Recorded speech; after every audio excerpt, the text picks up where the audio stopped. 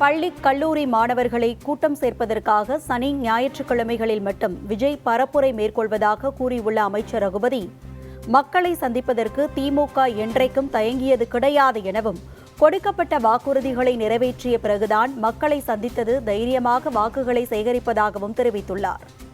நாங்க வாக்குறுதிகள் நிறைவேற்ற மக்களை சந்திக்கவே போகிறோம். இன்றைக்கு மக்களை சந்திக்க துணிச்சலோடு செல்லுகின்றவர்கள் திராவிட முன்னேற்ற கழகத்தினுடைய சட்டமன்ற உறுப்பினர்கள். தேர்தலில் நாங்க சொன்னதை முக்கியமான கோரிக்கைகளை எல்லாம் செய்திருக்கின்றோம். ஒரு சில கோரிக்கைகள் விட்டு போயிருக்கின்றன தவிர மக்களை சந்திக்க அஞ்சுகின்ற அளவுக்கு எந்த கோரிக்கையும் நாங்கள் நிறைவேற்றாமல் இல்லை. இந்த ஆட்சி மீது வெறுப்பு கிடையாது, ஆதரவு அலைதான் இருக்கிறது, வெறுப்பலை இல்லை. எனவே நாங்கள் மக்களை சந்திப்பதிலே எங்களுக்கு அச்சமில்லை, தயக்கமில்லை.